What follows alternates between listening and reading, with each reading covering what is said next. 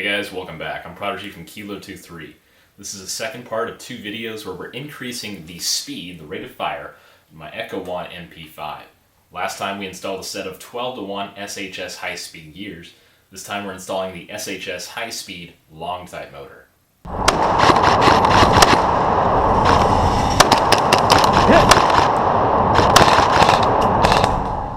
So we saw in the last video that my Echo 1 MP5 with a 7.4 volt battery was shooting roughly 13 to 13 and a half rounds per second. We hooked up an 11.1 volt LiPo and got 24 rounds per second. That's pretty nice. Now in contrast, the SHS speed motor is just as it is, a speed motor. You won't be able to pull a 140 or 150 spring on it. That's not to say these don't have a lot of torque. They seriously do for a speed motor. My gun has a 115, 120 spring on it or so, and it's getting about 380 FPS. So we're going to drop this in there today, and we're going to be using the speed gears together, so we'll get a pretty surprising rate of fire.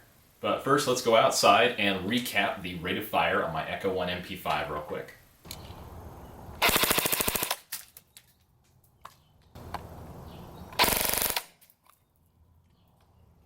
Now you've seen the rate of fire on the Echo 1 MP5 on both a 7.4 and an 11.1 LiPo. Now let's go ahead and install our new speed motor, and then we'll go back out and check it again. Now let's take a quick look at the motor and how it's shipped before we actually install it here. It does come in a pretty hard plastic case. This is one of the newer versions, I believe. The older ones will come in really a cardboard sleeve of some sort. It does have your foam padding in here, so it will be pretty well protected when it ships. Now I'm just being really nitpicky about this, but I've noticed the spring doesn't stay on the shaft very well. You may want to take some needle nose pliers and tighten this down so it stays on the shaft pretty well. Sometimes it will fall off when you're trying to install it in your pistol grip. You'll notice that the new SHS motors do have the red back. They kind of look like G&G a little bit, but not quite. And they will have the purple bodies. I believe the older ones probably have the black bodies, if I'm not too mistaken. And these will come with the D-type pinion. I personally prefer the O-hole pinion. They're a little easier to remove and swap out, but I know some people like the D-hole pinion as well. They both work just as well, to be honest. Now, finally, these do, as speed motors, have a decent amount of torque. They're not going to pull what a torque motor will, obviously. These are more speed. They're geared toward rate of fire, not torque or high FPS.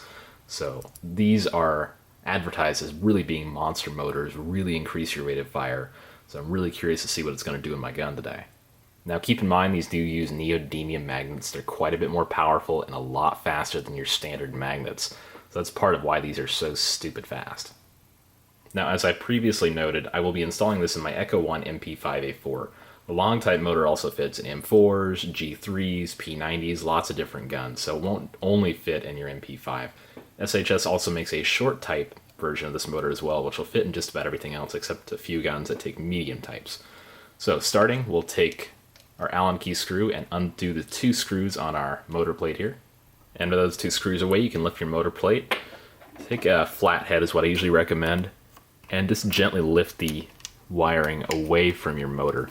Now, some motors, such as G&P, they will use screws to keep the motor pins on, and they're a slightly different kind of connector to the motor. So that'll be a little bit more difficult, little different process of removing those. Now go ahead and remove your motor. Now, this Echo 1 motor has a lot of torque, and it's actually pretty nice, so I'm going to save this and use it in a different build later on. Please notice your motor does have a positive and a negative terminal.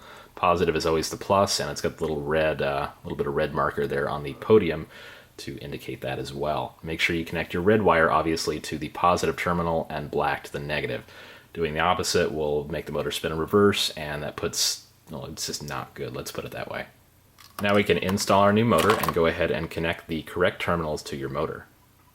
Keep in mind, if you're using a new motor, sometimes the pins, the contact terminals for the connectors on your motor will be a little bit different widths, so it might take a little bit of force to get your motor pins on there, but be careful, those are somewhat delicate pins no matter what brand motor you use, so just use a little bit of care there.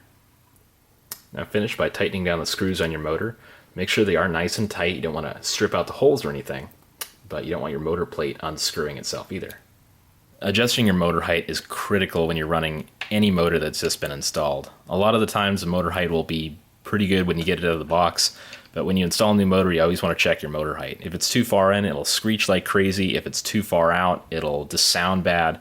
There's a sweet spot you want to find it in there. Now, most of the time you'll need either a flat head or an Allen key to adjust your motor height.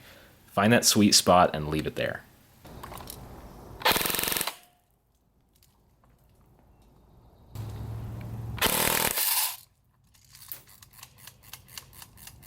Thanks for watching, guys. I hope you'd enjoyed this. I'm Prodigy from Kilo23.